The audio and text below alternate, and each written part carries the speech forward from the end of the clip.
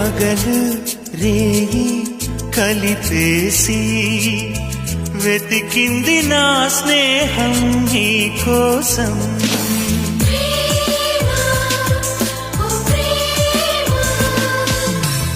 దిగులు హాయి కలబోసి పలికింది నా హృదయం నీ రాగం.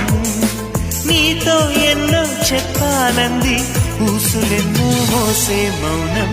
తెలిసింది నాడే కలల స్థాయి అని, ఆ కలలు నీ వెంటే కదిలొస్తాయి అని.